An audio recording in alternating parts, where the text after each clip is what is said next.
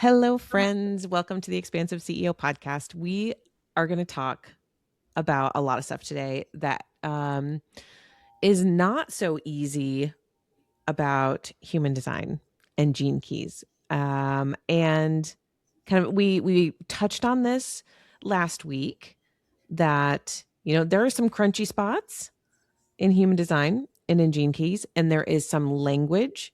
If you read through the actual transmission, or if you really read through the definition of the channels or the lines, there's some language in there that some people can be like, ew, like I don't want that. I don't want to be that. Um, and it can cause friction kind of within yourself about understanding who you are.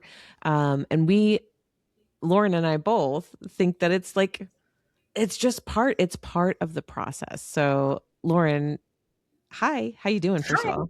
Oh, I'm doing well. Wonderful. Good. I know this is a big thing that you've been talking about for a while as Yes. well. So yeah, tell us about it. Like, what have you seen? I'm gonna pitch it to you this way because I know Swin will get you going. What have you seen from other people, like Instagram, where everywhere else where people are posting stuff about how human design is used that drives you bananas? Yes. Okay. I'm going to say this, and I want everyone to understand from the perspective of which I come, which is logical energy, which has, I'm rooted in the gate of opinion. So I have a lot of opinions. This is also rooted in my 1-3, right? The purest, the modest profile that I was given as a part of this consciousness. The thing that really pisses me off is this softening of language, a massaging of language. And I don't want to say that I have any indication or assumption of why people do it. There is language in there that can be really, really hard to understand. And that's why when you're going into gene keys or you're going into human design is to keep an openness about what these words actually mean and to sort of remove that the moralistic views we have about certain language. And I think actually, you know what, Hannah? I think I'm dancing around it. I think I'm Yeah. just going to come out and say what I want to say. It pisses me off because they're using the language incorrectly. Tell me all about it. So, for instance, there are certain people out there, and I'm certainly not going to name any names, but it's this idea that everything about human design or gene keys is ease and flow and rosiness and rainbows. Yeah, sure. Great. I want that for us. I want that for everyone. But that takes away from the human experience. And the human Mhm. experience is that there is struggle, there is hard times, there are challenges, there are things about our energy that don't feel great when we first learn about them. And to remove that, or to brush over it, or to soften it, or to ignore it altogether, actually puts people in a worse position to understand their energy because they don't get the full picture. Mm. Yeah, that what comes up for me is the um what I have found to be true over and over and over again is that the more, if we reject parts of ourselves, those parts cannot heal, and it doesn't go away. It doesn't ever just leave, oh, I hate that about myself. I'm gonna improve past it, right? I'm just gonna bulldoze that piece of me. I'm not gonna I'm going to ignore that part.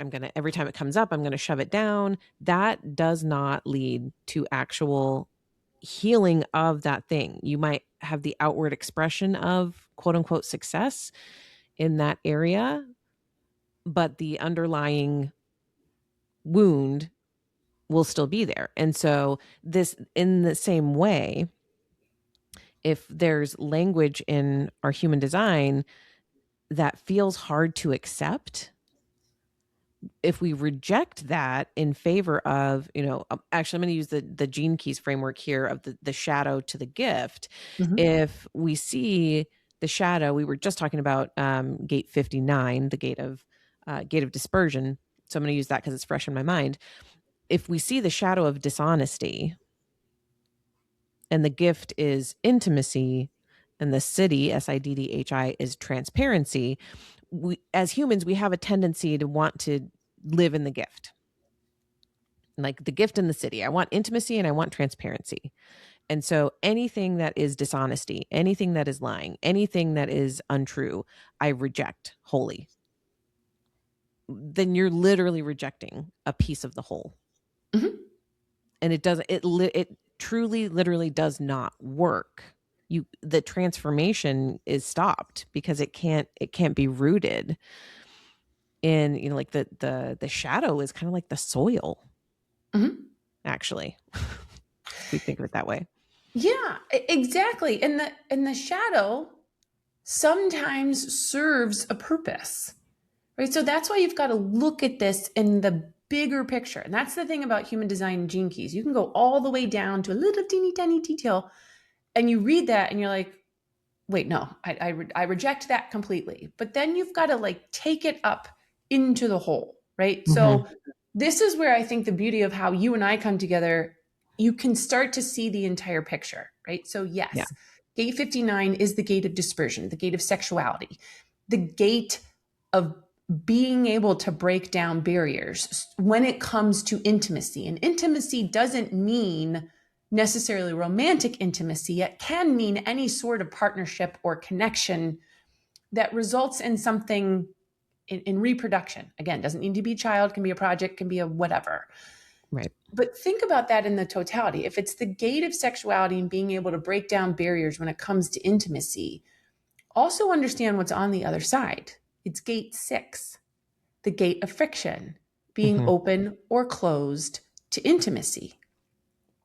And intimacy is not something that is spontaneous. It is connected to the solar plexus. It is something that reveals itself over time.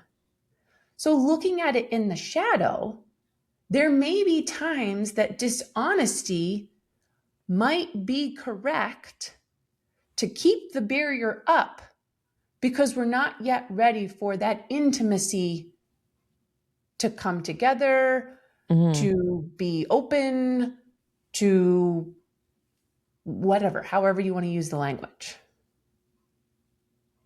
That's why it's so important to be open to what the language actually means or can mean, because what I just described may not apply to everybody, but you've got to be able to experiment with your energy to see, does dishonesty play a role in my intimate relationships? Because I may not yet be open to the intimacy or breaking down my barrier, or really the other person's barrier. You Hmm. don't know until you experiment. The question that comes up for me with that is, that also comes back to safety, right? Like actual one, physical safety, emotional safety, right? Am I safe to be seen? Yeah. And if you are not safe to be seen, or if there's anything that's keeping you from feeling safe to be seen, that then is technically dishonesty. If you are cloaking, right? Hmm.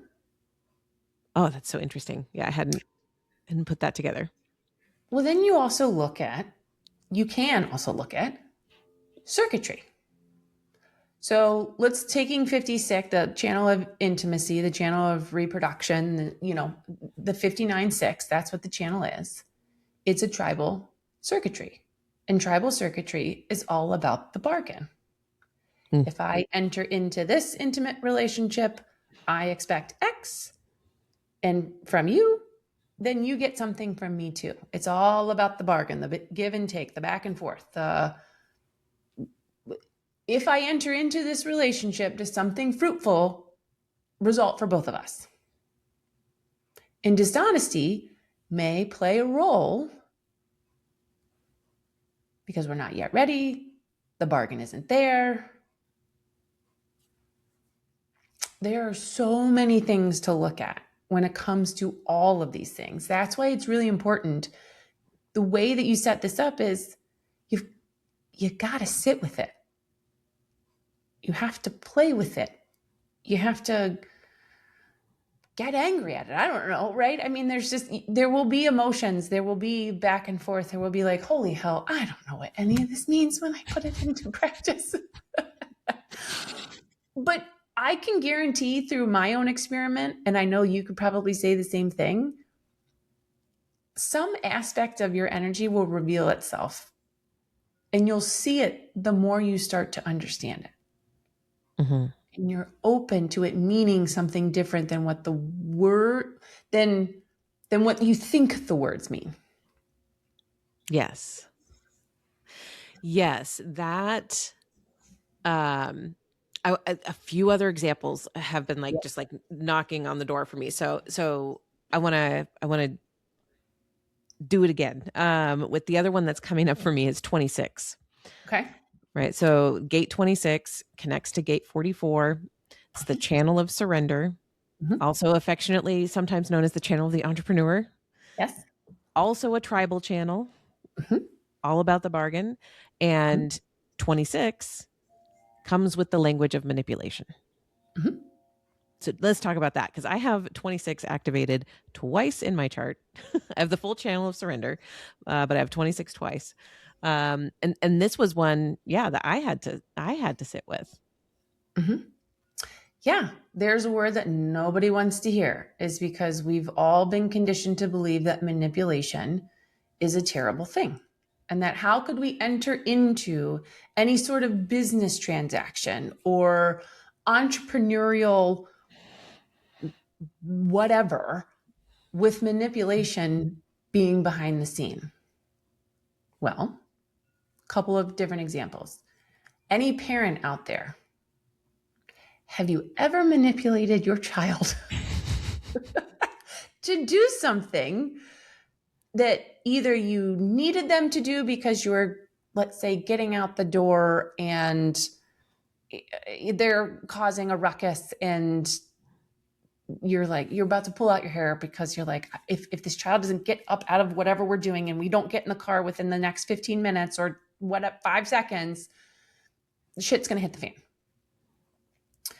Manipulation doesn't necessarily mean a bad thing. Sometimes it's just that we find ways through our energy to communicate something when we realize what the other person could benefit from that we have to offer. The one that came up as you were talking was like, I think like a little kid, right? Like say you've got a 3-year-old on your hands and it's like, do you want to put your shoes on or do you want me to put your shoes on for you? That's a manipulation tactic. It's not bad. There's nothing wrong with it.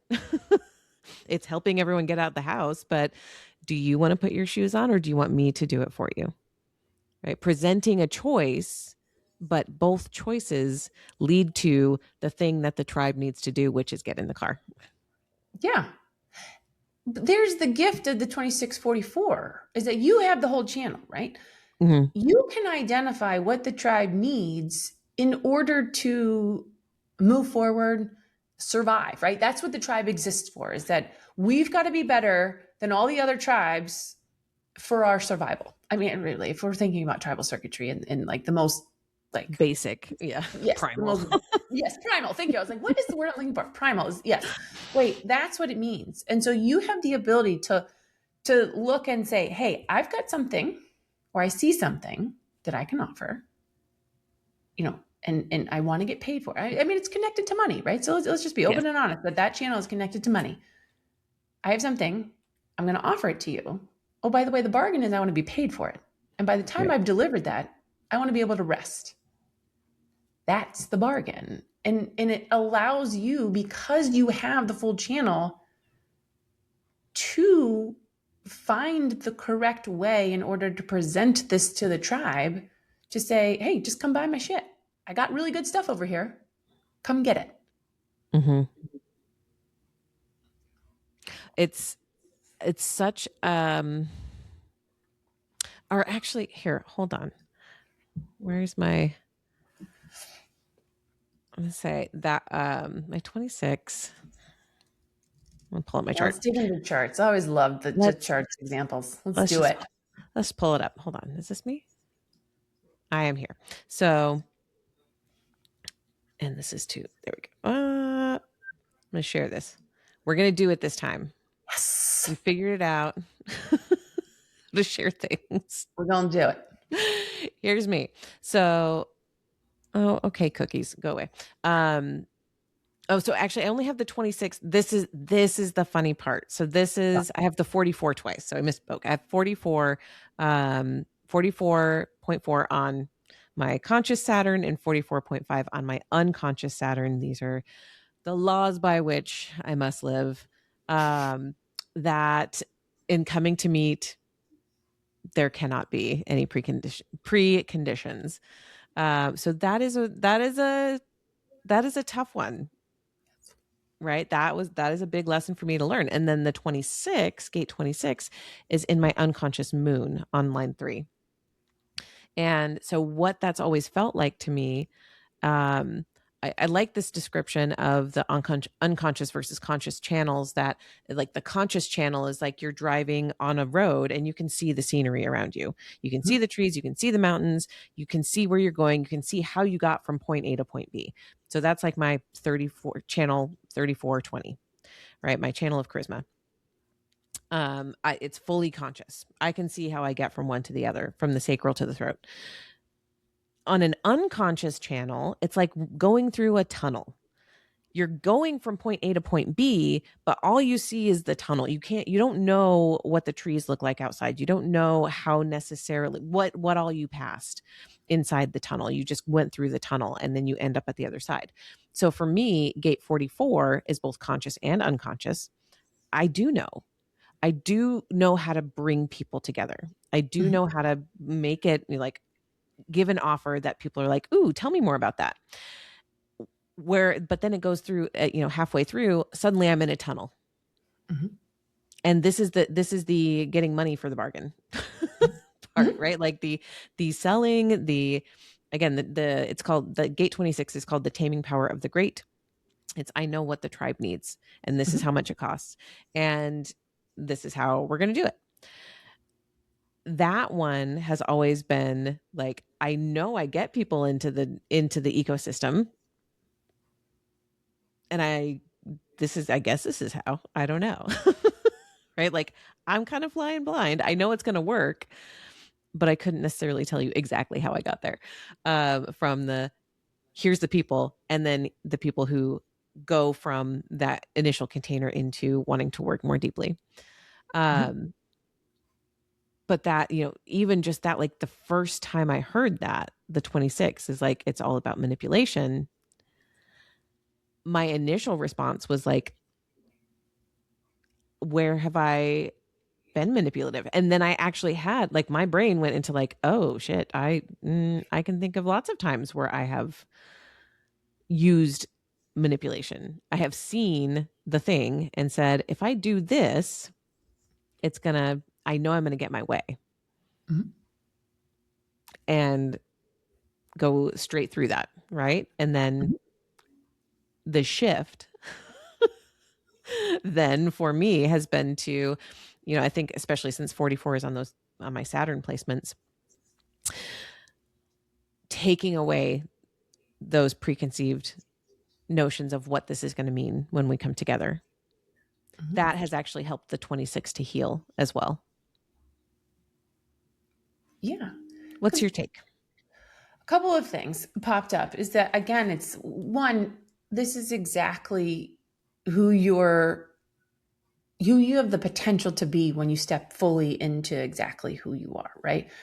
Manipulation is not a bad thing, particularly when you're looking at it from your lens, right? This defined ecosystem that is about the mundane plane, is about the material, is about the bargain, is about taking care of one another and being supportive within the tribe. Yeah, in order to get what you are worth, or what your will center says, I have the willpower to actually give you, yeah, it makes sense that manipulation comes as a part of that bargain. It's like, I got the energy, I'm bringing it.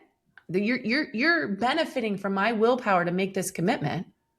I'm going to be paid for it. Oh, by the way, I'm going to tell you how it's going to benefit you. But then let's connect that to other channels that you have.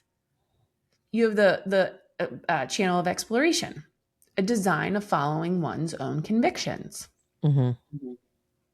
You have the willpower when you respond and allow your sacral to determine if you have the energy available to commit to what is in front of you, to follow your own convictions. And what beautiful pairing of, you have the ability to show the tribe what is needed through your lens, through your willpower.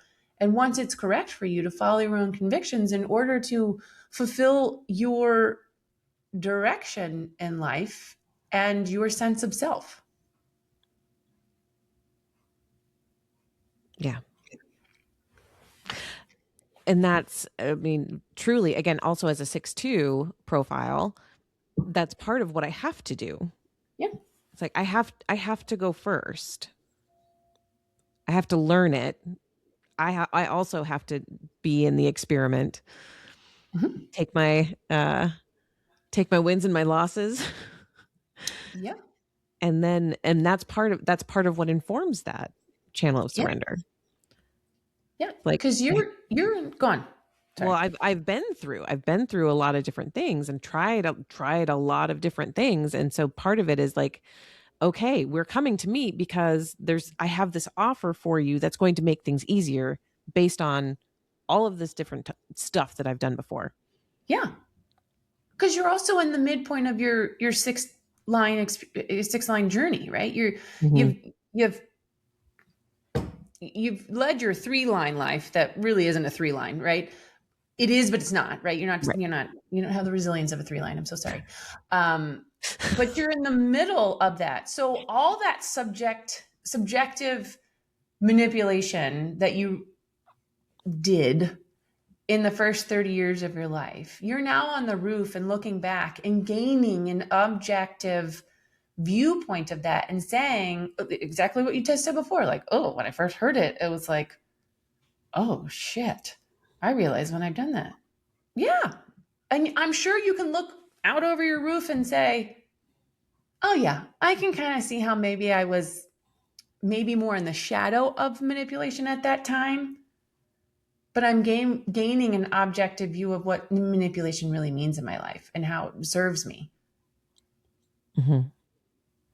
I mean, Well, even the literal definition of manipulation too, right? Like we have the societal context of manipulation, but then the literal definition of it also, like we use our hands to manipulate objects, right? Like it's the how do we make this thing fit? Like mhm. you manipulate a little block to fit into the slot. Yeah. That's another definition of manipulation as well. Like, oh, I know how to turn, you think of the little like toddlers are on my brain today for whatever reason. Think of a little box, right, with all the shapes. Like you got to turn the star the right way to get it into the star slot, Mhm. and that's manipulation. Yes. Because let's look at it from my end, right? Because I have a completely open ego center and I have the 44 pointing to the open ego center. And anybody out there who has an open or undefined ego center, you know that life is a bitch. We are always trying to prove ourselves. We are always trying to, show everyone how great we are, overcommit, and all the things, right? And it's a tough one to have undefined. I will say Yes. that. And one of the gifts, like if you look at it from your openness, right, from my openness, one of the things that those of us who have an open or undefined ego is that we have the ability to know which egos, i.e., defined egos, to manipulate. So Interesting. when I first heard that, my open ego was like, well, hey, who am I going to manipulate now? But then I was like, oh, wait, that's not, that's still working at it from a not self standpoint. But as I sit more with that, what it allows me to do is to look at something and say, is this an ego I'm willing to engage in a bargain with? Is this an ego that I can sit back? Because, right, I'm at the quote unquote mercy of a defined ego. Am I able to sit within that presence? Can I look at that ego and say, oh, that's somebody I want to work with? That's one that I can probably do a better job of not amplifying, even though I naturally will do it myself. But I won't enter into any competition with them because I can sit back and be like, oh, God, they got a great ego. They got great willpower. Absolutely, I want to be around them because they commit to what they say they're going to commit to. And yeah, maybe there may be times when I can look at something or someone and say, yeah, I might be able to manipulate that ego a little bit, or I might be able to get what I want out of that ego. But I also have the gate 44. No preconceived notions of what's going to go on, no preconditions. I just got to walk into a bargain and determine, is that an ego that I want to work with? It's Hey, actually a so beautiful interpretation. I feel great right now. I mean, really, right? Well, but that's so funny because I mean, for the last what 3 years, basically, like that's been we've talked about my defined ego versus your open ego a Mm-hmm. lot. Mm-hmm. And I found in my journey, um, because I have hundreds, literally hundreds of charts in Yep. genetic matrix where I pull charts. Such a large percentage of people who connect with me have an undefined or an open, fully open ego. It's a very high percentage, higher Mm-hmm. than, like whatever the average is of undefined. Um, and what I found from that was like if if I use my willpower in that scenario with that client, when they leave, when we have our meeting, when they leave, then they're out, they're away, they'll carry that energy for a little bit with them, but then it'll dissipate and then they'll be like, "Oh, I actually don't have the energy for that. I don't want to do that." Right? Like that was I felt like I could when I was with you, but then when I got away from it, it was like blah. Mm-hmm. And before I knew anything about human design, and was doing financial planning, like it was so mind-boggling. I'm like, why can't people do anything? This is so frustrating. Um, and then when I finally figured it out, right, 4.5 years, almost 5 years ago, um, I was like, oh, we need to leverage that. Mm-hmm. That is actually a gift that I can impart that, hey, when you're with me, we can actually get shit done in the time that we're together. That's going to help you feel really good so that when you leave my presence, then you're like, the thing is done and I don't have to worry about it right now. And so I literally changed my process of like how I work with people when I'm doing financial planning. Like we do the work in the meetings.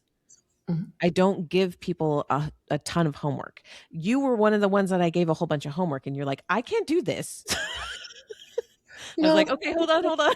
Let's do it together.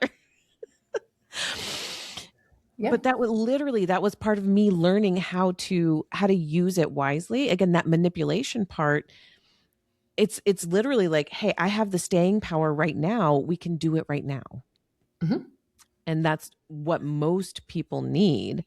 And even in other, so thinking about like if you are a coach or if you are a service provider or whatever it is that you do, if you notice that you're like, people will be all gung-ho when they're with you and then they just go and don't ever do anything outside of their time with you, it's because they might have a open or undefined ego that literally they're not supposed to make promises.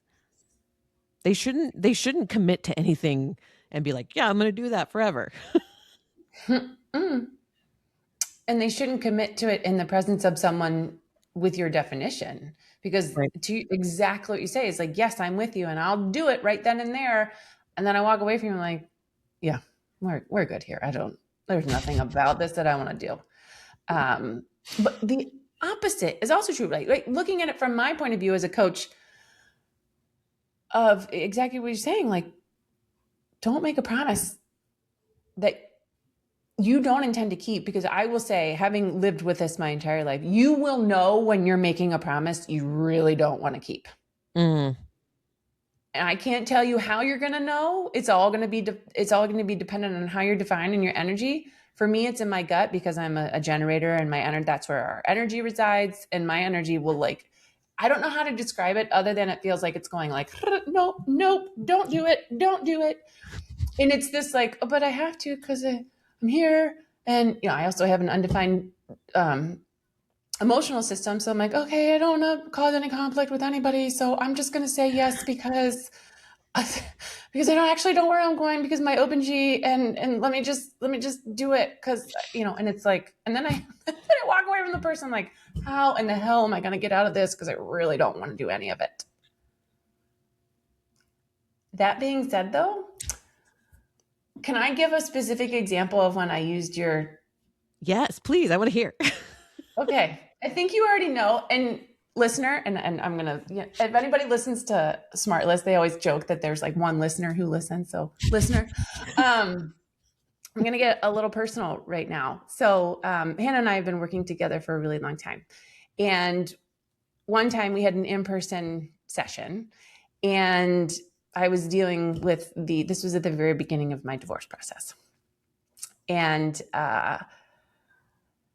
I was super emotional about the whole thing, shockingly enough. And you and I were sitting there talking about how I was going to communicate it to people in my circle, those who are quote unquote closest to me, i.e., my family.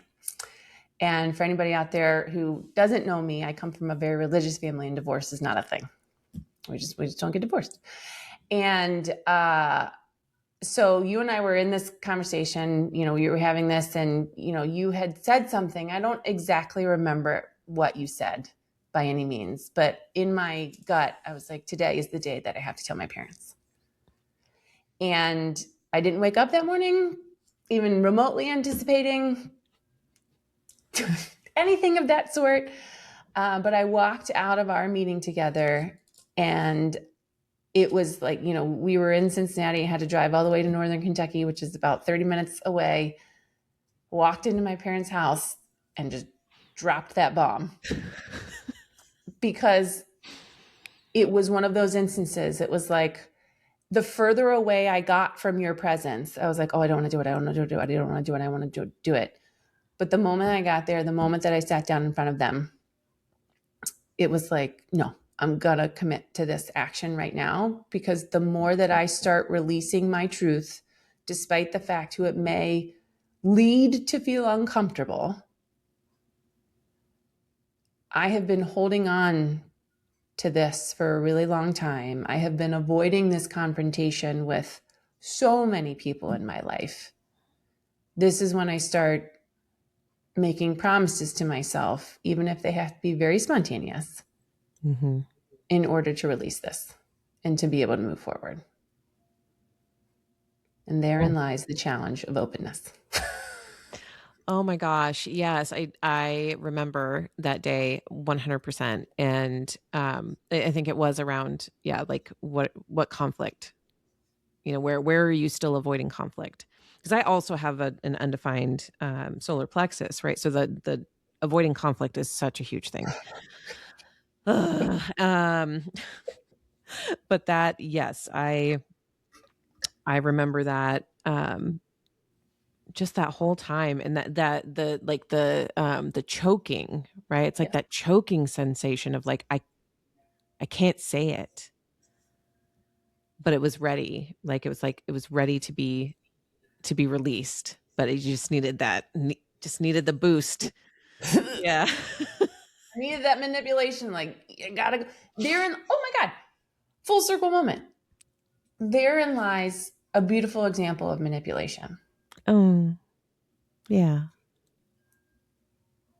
Because again, I don't remember the specifics of that conversation, but I do remember this like this this prodding, this very intentional line of questioning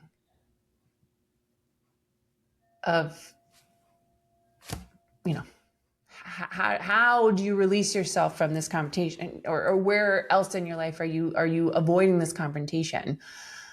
And yeah, a beautiful example of manipulation Mm. to support someone in committing to something that they know they need to do, or what would be healthy for them to do Yeah. in order to move forward. Mm. And using this example, I mean, it's such an important one, because it took a while. It took a while to get there, right? And Mm-hmm. that's another piece of that, understanding where that line is, where it's like that had to fully be your decision, Mm-hmm. free from any manipulation from outside. Like it had to fully come from you. I could see it. I Mm-hmm. could see how much you needed it, but that's not on me, right? Like that would be fully unethical Mm-hmm. for me to have like been like, hey, I see this, and like that, like you should have done that, blah blah blah, right? Like no, absolutely not. Like it had to come fully from inside of you, and once it came out, that was the point where it's like, okay, I can support, because Mm-hmm. you know what's true for you now. Yes. And what a great distinction between that. Yes, it was not something that you forced upon me. If I remember, I had opened up the gate, and in your manifesting generator response, been like, okay, I can hear the decision already made. Mm-hmm. All right, what do we need to do in order to make sure that you can follow through with that decision? Yeah. And that's the thing about those of us with open or undefined solar plexus or emotional centers, is that we've likely made our decision. We likely made it a long time ago. Yeah. We just need someone to be like, honey, I'm going to need you to speak up, and I'm going to need you to say it. It doesn't And it doesn't just change on its own. no, somebody's not going to hear this decision from you unless you speak it out loud. So yes, great distinction. But once the door was open, that's where manipulation comes into play, and that I can borrow Mm-hmm. your commitment, your willpower, for a short amount of time to follow through. Yeah. That's the beauty of being connected to someone and using their energy in a Right. way to support yourself. Right. In a healthy way. Yes. Oh, okay. There's so much more. The other one that came to mind that we don't have time to talk about, but maybe we can bookmark this one for another one, is the 3-5 profile. Mm. That I cannot tell you how many people I have worked with who have a 3-5 profile, who when they hear everything written about the 3-5, they're like, why is that me? Mhm. Like I don't want any of that. And um it's so fascinating. So I'm gonna place that there in the awareness of like, let's I love this conversation of like, what are the crunchy parts, and how can we really like dive into them for true transformation. um yeah, because I think 3-5 is a really juicy one, and you're the 1-3, right? So that 3 line, it carries so much stuff that people are like, why? It's the martyr. Yep. Does that sound good to you, friend? Absolutely. Because 3-5s are very special. I mean, every Mhm. profile is very special, but yes, to your point, the experiment or the experience of 3-5 before they know they are a 3-5 can be very painful. Yeah. Yes. Oh my gosh, so much to talk about there. I would also love to invite everyone who's listening, or our one listener. Hello, Listener. hi. Hi, friend. Hi, friend. Hi, friend. We love you. Um, we have done so many updates to the Expansive CEO website. It is looking good. It's not it's always going to be in Yep. progress, I think. But we've got a lot of stuff up. You can go pull your human design chart if you have not done that, or if you would like another version of it and see what it looks like. You can go tap in there, pull your human design chart, get on our newsletter list. Lauren is an amazing writer. You will love everything she has to write. She's so good. Um, so we've got that going, but then you can really see if you go to the coaching tab, you'll see all the beautiful offerings we have there that you can work with us, either Lauren one on one or Lauren and me together in a human design and gene keys session. Lots of really beautiful ways to connect. And then there are also entrepreneurship courses that we'll talk about those soon too. Super excited. Yeah. Anything else? Anything else that you're thinking about? No, I will just add that if you sign up through getting your chart or you're already on the list, we've got some things coming. But if you want to pull your chart, there may be a little surprise and a little gift for you once you do. Ooh. So you're encouraged to go out there and understand, or at least pull your information, and then once you do that, you'll receive a little gift. Mm. Well, that's very special. So that's expansiveceo.com. You'll see the discover your design button in the top right corner and a couple other places. Yeah, come play. Send us some Yeah. questions. Send Lauren some questions. She's the one managing the inbox of like receiving questions and all that. So send us your questions. If you want to have a live reading done, get on the list, like let us know so we can schedule that with you so we can do a live reading. Would love to have Mhm. at least one of those a month. That would be super fun. Yes. All good. All right. Well, we will be back next week talking more. We're going to talk about the 3-5 profile and a couple of other fun, crunchy bits. So come play and we'll see you next time. Bye, friends.